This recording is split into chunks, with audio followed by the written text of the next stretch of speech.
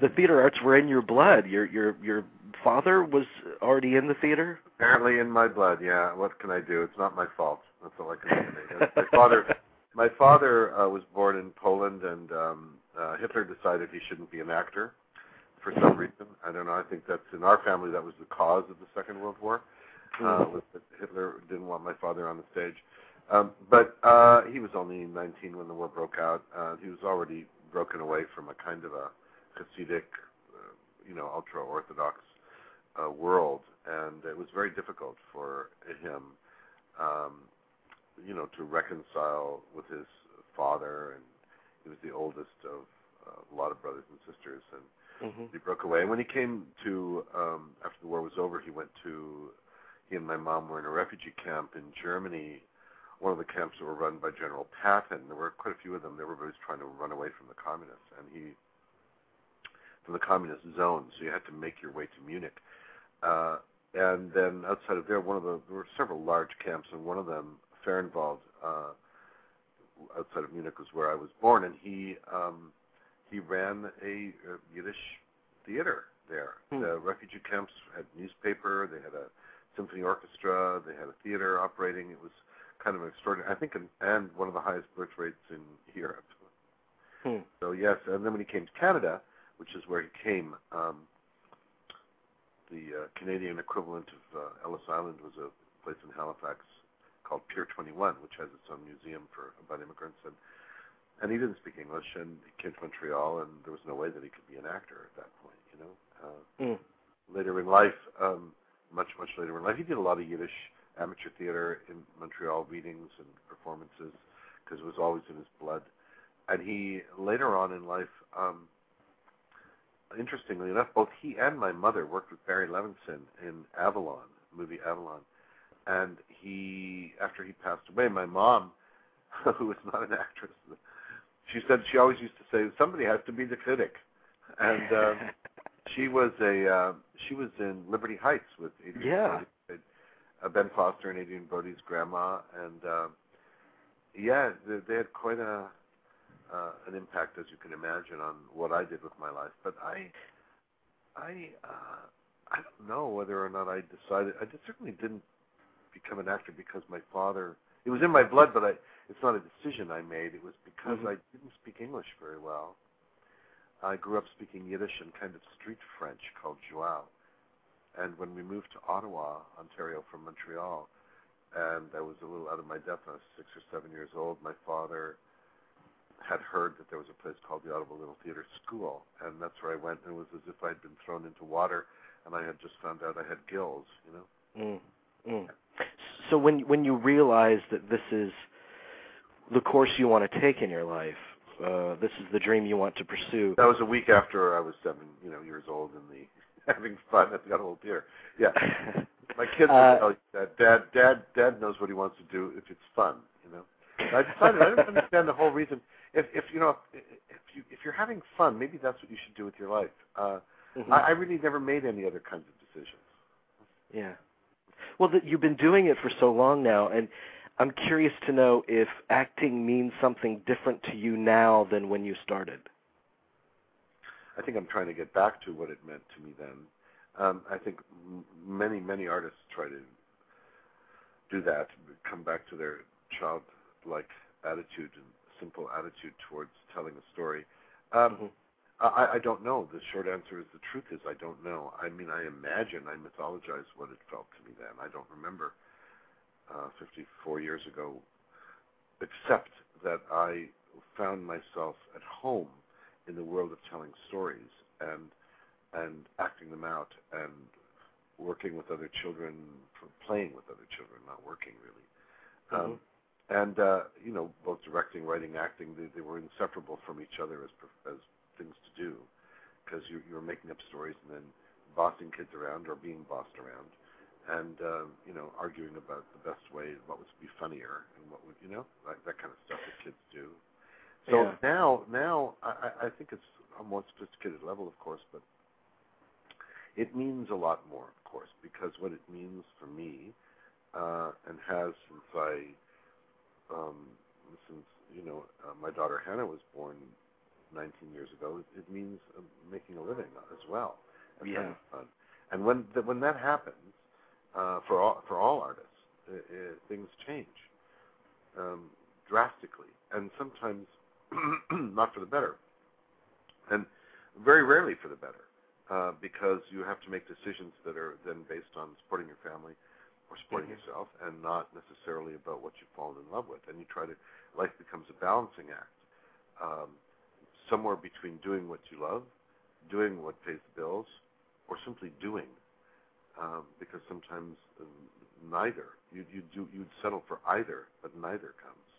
So, yes, of course it means something. Well, I think it mirrors, listening to you, I think it mirrors what we all go through when we enter adulthood and the responsibilities mount. And when you say that you're trying to remind yourself of where you were in the beginning and get back to that place, it sounds like a sense of play that you want to get back to, which is acting in its most basic form, I would think. I think that actually the acting itself, the actual job, there's an old joke that in movies, about movies, where an actor says, well, I act for free. They pay me to wait. Mm-hmm. Mm-hmm. And the acting part of it is playful and fun, and it's never really left me. That joy of it. The joy, like all things, if you're working with great people, it's a collaborative art, totally collaborative art. And if you're working with people that you respect and love and it's mutual, then it's just a total joy. It's a gift. It's a blessing. And I feel very lucky every day that I get to practice it. It's the other stuff.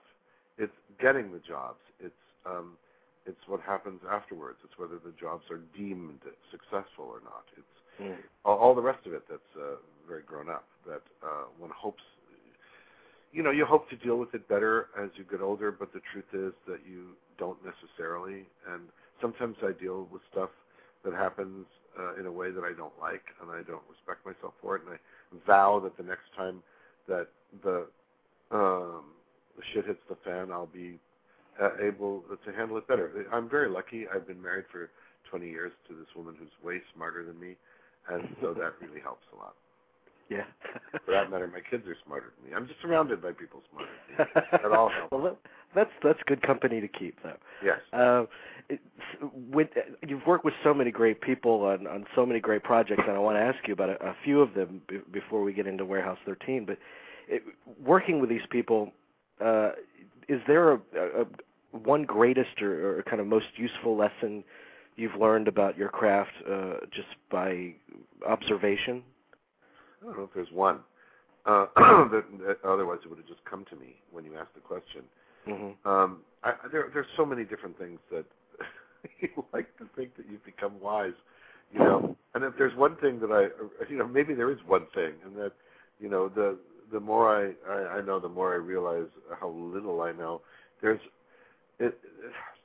keep wondering, didn't I learn this lesson in 1979? And then why has it come back to haunt me? And why did I screw it up so bad? I know that there is a bench called regret, a bench you sit on and you look back and say, I wish I had. Why didn't I? The Jews have a ceremony for this at Yom Kippur. It's a very, very much of Yom Kippur, to me, is a ceremony and a ritual for regret. And I try, why I mention that is because I don't really have a lot of them. Yes, like all people, I regret having done this or done that, but I look back and say, this is what I needed to learn, and this is what I needed to overcome, and this was my journey. And I know that it's easy to forget. It's easy to forget why I'm doing what I'm doing. And it's a discussion that I have with writers and actors and painters, directors, producers, artists of all sorts.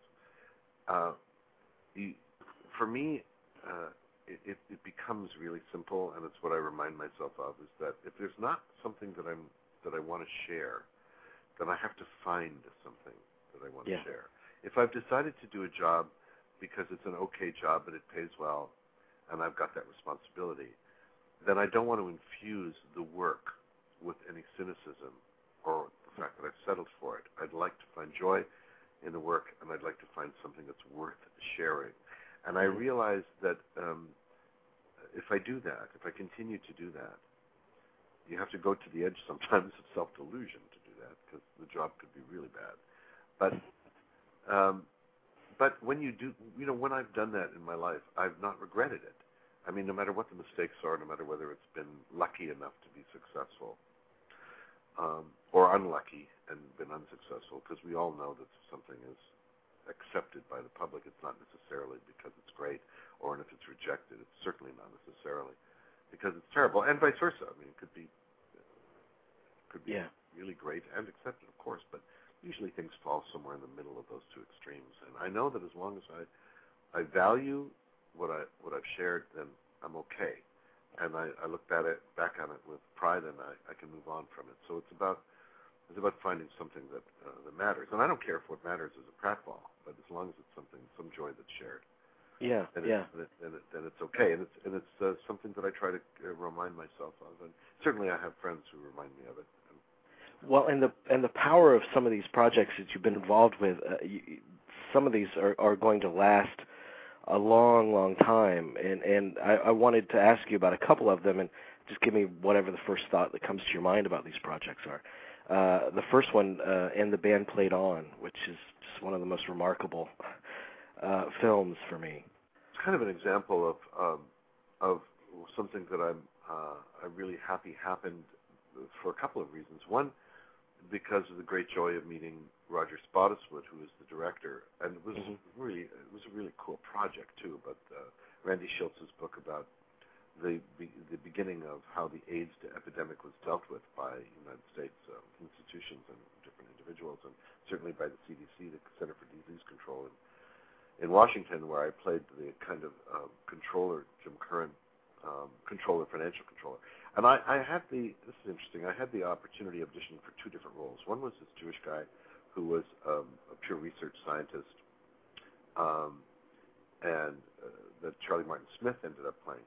And this character of the bean counter, Jim Curran, this not Jewish guy. And they said, you can audition for both of these, you write for both of these roles. And I prepared them both. But when I got into the room, I said to Roger, I said, listen, I really want to be part of this project. And I guess that's why I prepared both auditions. But do you have anything against me looking the way I look, playing the non-Jewish character? If it happened that way, would that be an impediment? He said, not at all. I said, well, then I don't want to audition for this other character. I only want to audition for the bean counter. And he said, why? I said, because I relate to him. Isn't that weird? I mean, I'm not like that at all. I'm not that great with money. But there's something about this character who's trying to control what's going on by looking at fiscal responsibilities that I find is really fascinating.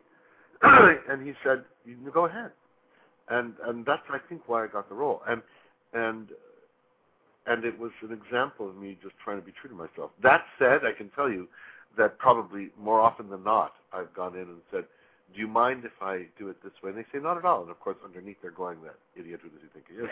Of course I mind, and I don't end up with the role. But there's an example of one where I was true to myself, and it turned out to be great. And the other, that was really, really fortunate. And it was also the second time that I worked with the brilliant, the wonderful, the beautiful Glenn Headley, because I had done a movie called Getting Even with Dad with her, and she's I one of the great actresses that America's. Oh yeah. And an important movie too, and it really put HBO on the map as a risk taker and a company that wanted to make films that mattered and stood out. I think that what you'll find interesting is one of the very first feature movie that they actually did. I played a bit part in. Was directed by an old friend of mine. It was the Terry Fox story, and that's the story of a boy who went on a cross Canada run to raise money for awareness for cancer. I remember that film. I do. It's the very first HBO film. Huh. And of course, I can't get by without asking you about Unforgiven, and specifically about Unforgiven. In terms of Eastwood as a director, you've worked with so many directors, but I understand his sets are very different. The tone of the atmosphere. Excuse me. No problem. There's a kind of informal club of actors who've worked with Clint Eastwood. Yes, the AWE, the actors who work with Eastwood. We should form a union actually and insist that all of us. All of us go. Did you work with Eastwood? You were in. Weren't you in? Yes. Well, what an experience, huh? And everybody's got similar stories about working with him. It's an evolution of a particular artist who started off playing jazz piano and was told that he'd never be a star. I think both he and Burt Reynolds were told that.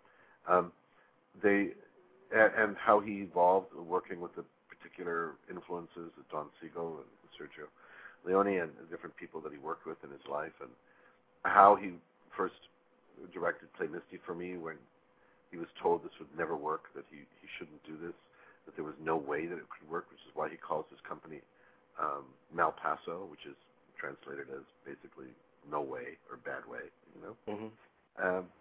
and he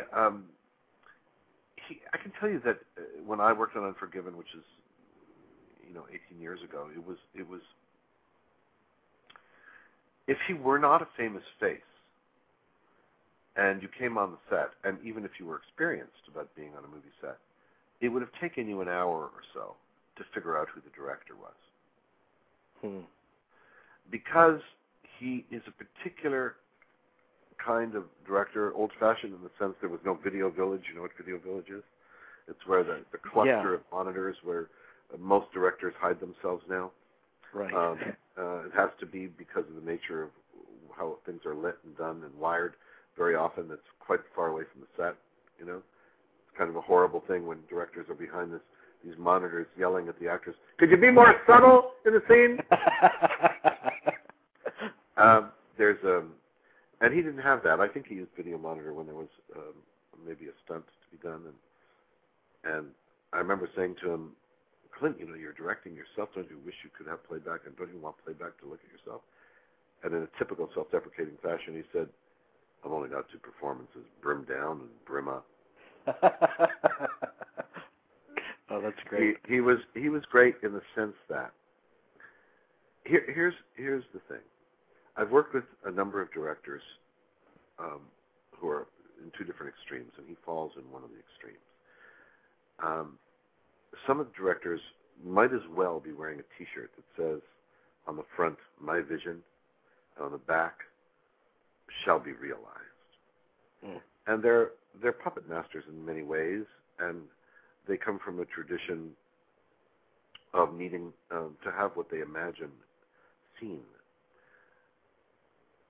Eastwood had a T-shirt, all right, or in a way, that said "My vision" on the front, but on the back of his shirt it says, "Hopefully will be transcended." If you want whatever vision that you've got as a creator to be surpassed, then you have to risk the vision completely. Yeah.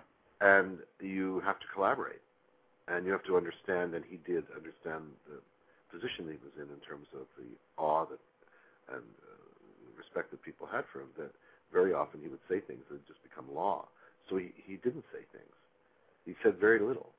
I mean, he was very friendly and collaborative, and one of the most wonderful things he did, like many great directors do, that they have in common, is they create an atmosphere where people can make mistakes without censure. And that's a great quality for leadership, and an unusual one. And he had that in spades. But the thing that he had that I have never seen before or since was this ability to let people do what they do best. That includes the crew that he's worked with for many, many years. I mean, when I was working with him, the person who was the gaffer, that's the person who is in charge of all the lighting, just under the cinematographer, is now his cinematographer. So people graduate and come up the ranks from apprenticeships into positions of authority and power. So he lets people do their job without, so to speak, directing them to what he imagines their job should be. And That means that people can get fired, of course, if you can't do your job. He can't do everyone's job, and he knows it. And he creates an atmosphere very much like you would in jazz, where you know that the drummer knows what he's doing. You may be the leader of the band. You're not going to tell him how to hold the stick, are you? Mm-hmm. You know that he's got a sense of rhythm. You're not going to tell him to use the brush here. You might say, I couldn't hear the beat. Is there a way we could make it a little louder because I've got to play to the beat? And basically the musicians improvise together based on something that they all know and have learned.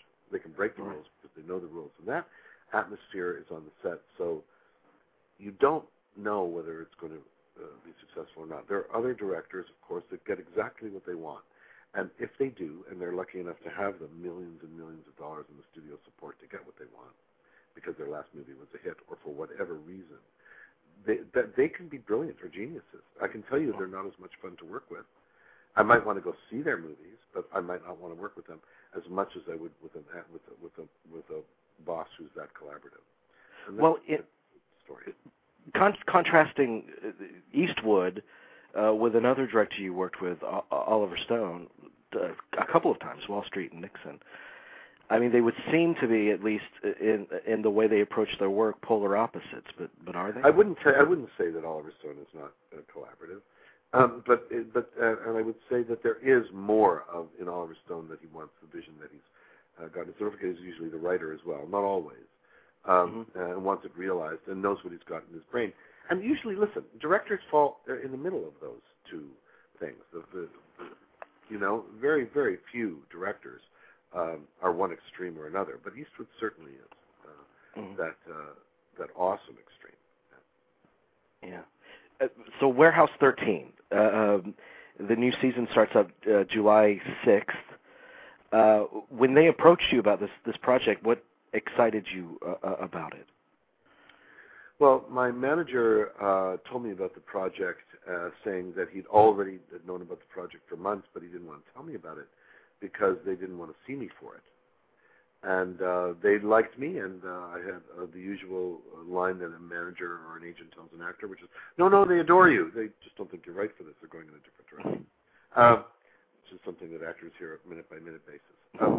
So he didn't want to get me juiced about this. He said, I always thought that you were right for this role, but now it's come available. I said, why? And he said, well, they've tested people, and they're not thrilled yet. They don't think that they have the right actor. So I said, well, okay, let me read it. And this was for, it's for a starring role in a series, which meant that unless you're a big movie star or a huge television star, of which I am neither, you are not going to get offered it. You have to go to an audition and a meeting, and then if you then go past that stage, then you go through a network screen test. So there's a big process involved, and plus signing multi-year deals. So you have to really want to do this job for whatever reason. So living in California at the time, I wasn't really thrilled with the idea that I knew this was going to shoot in Toronto, even though I'm from Toronto. I don't want to be away from my family that much, and this was 2.5 years ago. And but still, I read it, and I thought, wow, this is an amazing series. This is really delightful. It was a great script by David Simkins, developed for years. 2 or 3 people had their brains attached to it in one way or another. Jane Espenson, who's estimable and wonderful writer, at one point had a hand in writing a script. And Jace Alexander was directing it, as somebody I'd worked with on the Law & Order episode, is a very talented director, was doing the pilot. And Sci-Fi was a very interesting network. The problem was that the role of Artie wasn't there. It was there, but it wasn't there. And I could see why they were having trouble casting it, because they kind of needed an actor to come in and say, own it. And that happened. And that's happened in my career before, where I've seen, we've all seen that a studio and network are having trouble casting roles. It's probably because it isn't written yet. It hasn't been written properly yet. They haven't quite figured it out. And they're desperately hoping that somebody will see that without saying it. They'll come in and just do it, and they'll go, oh, thank God it's not the writing. It's not us. It was the right actor, and as soon as the right actor came in, then it's great. And quite often that kind of blindness happens, but I think they knew. And when I went in to meet with David Simpkins, Jace Alexander, the director, wasn't there. He was in the middle of prep. in Toronto and I was in Los Angeles, I said, look, I don't want to be presumptuous, but I really feel the following, and I told him what I just told you. And he wasn't defensive. He was very open. And he said, well, what would you do? And I said, well, I need to improvise a little bit, and I don't want to offend you. You wrote it. And he said, no, don't worry about it. No, very often, as I say, they say, don't worry about it, and then after you leave the room, they say, I'll never work with that presumptuous asshole again.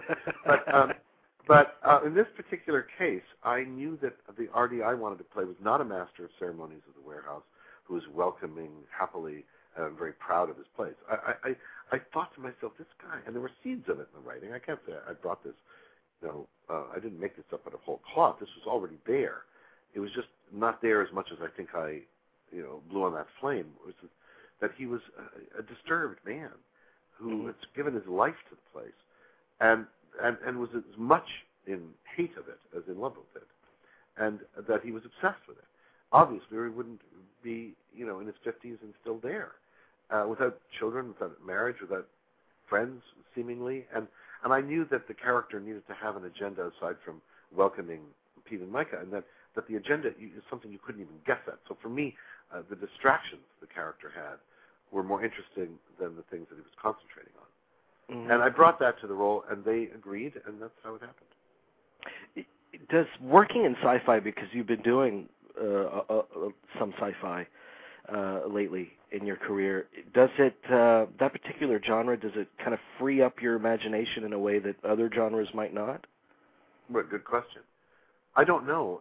I really, It's not about the genre that frees your imagination. It is whether it's well written, and whether or not there are executives that are enlightened, who are in control of the purse strings and the creative strings, and who've got to say green light or red light. It's whether or not the people that you're working with on all levels have their hearts in the right place, and their minds and their pocketbooks in the right place, and certainly in television and film. Then your imagination can soar. If you in an atmosphere where you feel I can make mistakes and it won't matter, because then I'll find the truth through error, and it's an atmosphere that's nurturing and loving. And listen, man, it could be a sitcom, it could be sketch comedy, it could be singing and dancing on Glee, it could be anything. And if the atmosphere is right, you can soar. If the people around you are inspiring and are willing to allow you to soar too. Yeah. So that's part of it. But this is a special show, and I wouldn't say it's because of the genre. It's special because sci-fi rebranded itself. Sci-fi became SYFY as we premiered last July, and intentionally used our show as a litmus test and as a rebranding iron, if you like, because they wanted women. They didn't want to lose their core audience. They didn't want to lose freaks and geeks, that's for sure, and I'm certainly one of them.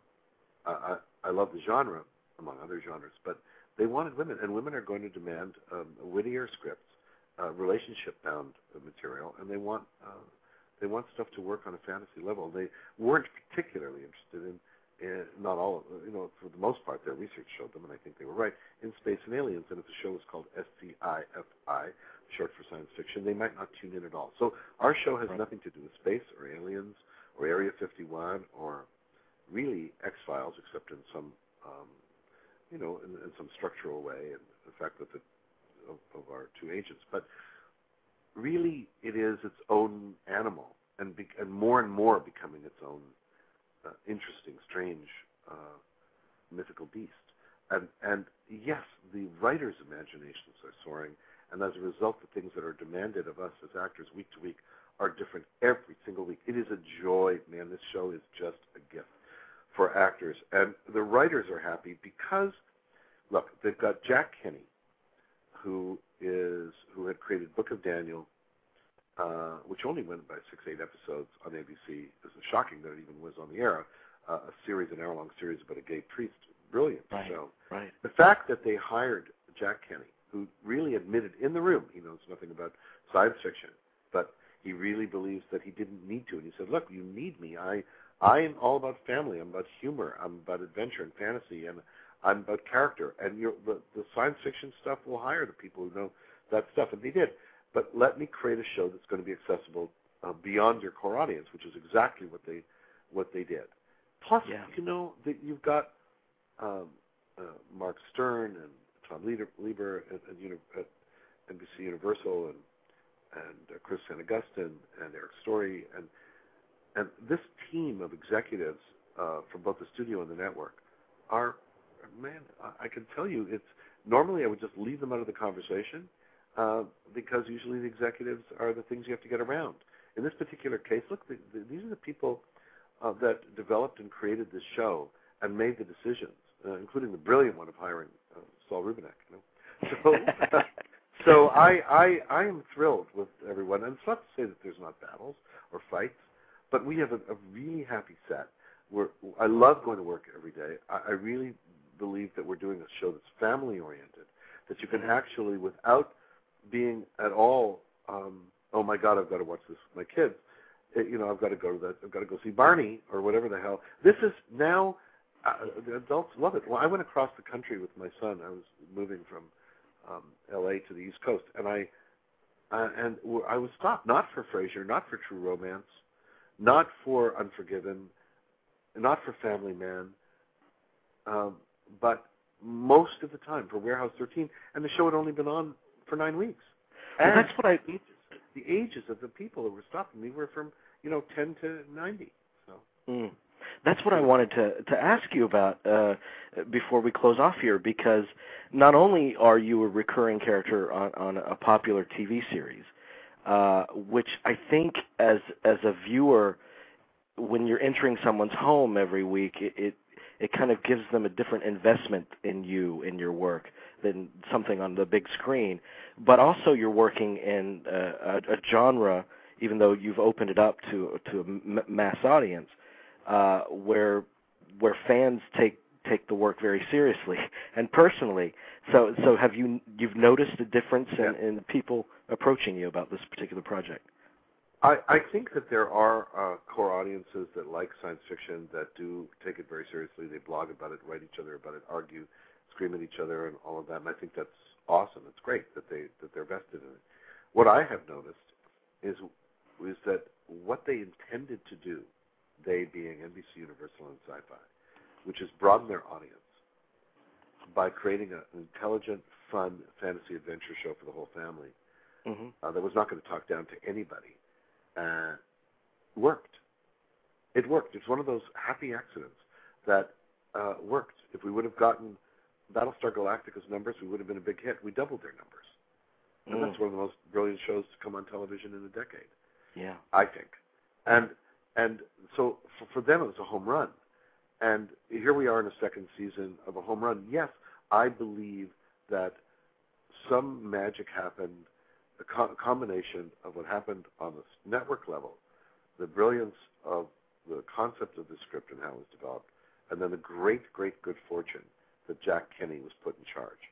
Because he's a father figure to his writers. They love him. They love being in the room with him, the writer's room, the culture of that particular writer's room that exists in Los Angeles, and the writers adore working on the show. And then how it's transferred to the set is great. The fact that we're a hit show is huge for us because it means that, for some reason it worked. It doesn't always work with an audience. You can have a great show that doesn't find an audience. Look at Seinfeld this year. With Seinfeld, everybody knows Seinfeld in this world that we're in, Seinfeld would never have gone past the first season. Yeah. We never would have had it. So many shows. We're lucky that we got an audience. We're able to make a second season, hopefully a third, and that the shows, each episode is so different from every other episode that it's imaginative, it's fun, it's interesting, and the audiences are turning up, and they're watching the show together with their families. That's awesome. That's what makes me happy. Yeah. Outside of Warehouse 13, is there anything else upcoming that you're particularly excited about?